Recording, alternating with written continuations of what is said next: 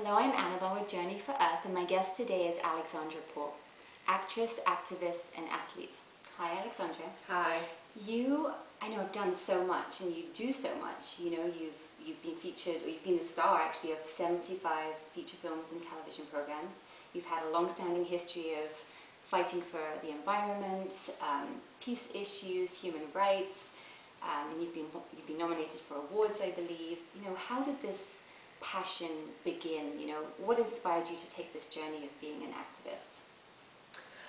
I think when I was a child, my mom inspired me because she was an activist, but in a different way than I am, because I'm kind of like a sign-waving protester activist type, and she was an activist where she incorporated her values in her everyday life, which I also try and do, which is actually the hardest thing to do.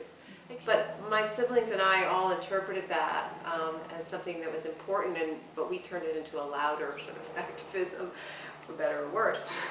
Really taking a stand for what you believe in, right? And I know you do that because in 2003 you were in a federal jail for 5 days for protesting the war against Iraq.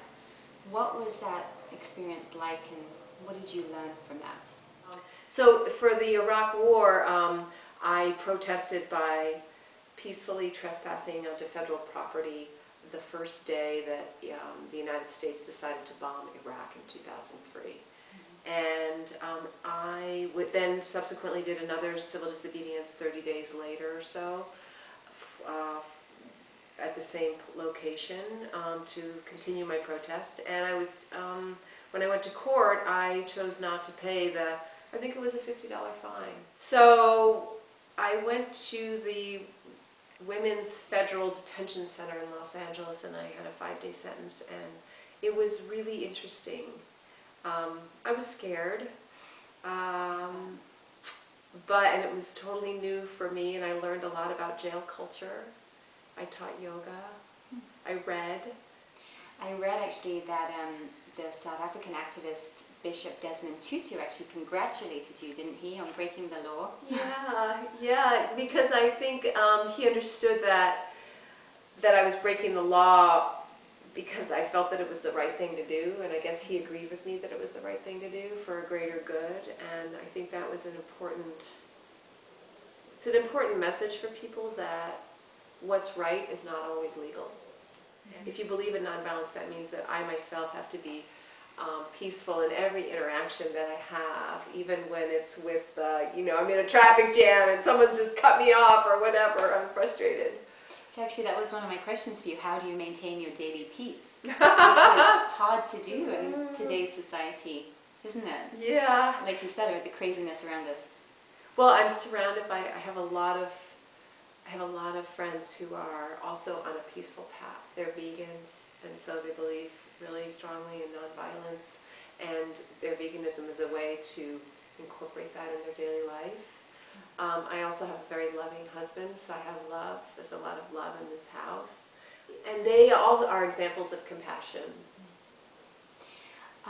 Talking about compassion, I read that after Hurricane Katrina happened in New Orleans, you actually went there to help with the animals. And just reading about your experience there, it just felt for you that it was a very profound experience. Could you just share a little about that with us? Yeah, I actually, after Hurricane Katrina, I couldn't get into New Orleans, but the Best Friends Animal Society, they had set up a shelter in right next door in Mississippi, and so I was able to volunteer there and just work at the makeshift shelter in the cat house, where there were hundreds of cats that were being rescued by rescuers who were in New Orleans and bringing them out. And all I did was feed cats, pet cats, clean out cats. But I found it very spiritual just to just do those very simple things, because they mean so much to everybody. It's just, basically it reminded me that it's really just about the basics. Is there ever a time when you feel disheartened or hopeless about things that are going on in the world, whether it's with humanity, environment, animals, and if so, how do you work through that and keep remaining positive and focused? Yeah, I feel I'm not actually very positive in my head about where the direction that we're headed as a whole in terms of the earth environmentally, and how we treat animals in laboratories and circuses and things like that. But I can't let that stop me, because it doesn't serve anybody for me to just give up. So I have to go on, because there's a chance that we might save ourselves.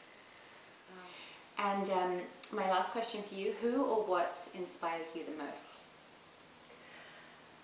Wow, one person? Well, you know, I have to say that I find inspiration from different people on different levels. My friend Nikki, because she radiates compassion every day. She tries to come from a compassionate place. My husband Ian, because he doesn't try and win. He looks at it as, how can we make this work, you know? My mom, because she taught me about values and implementing your values on a daily basis. My brother and my sister, who both are activists themselves. So it's really people in my daily life, I guess. But I admire pretty much everyone I meet.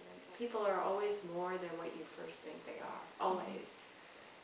Well, thank you so much, Alexandra. Thank you, And Annabel. for those of you who'd like to know more about Alexandra and all the amazing things that she does, please go to alexandrapaul.com. Thank you.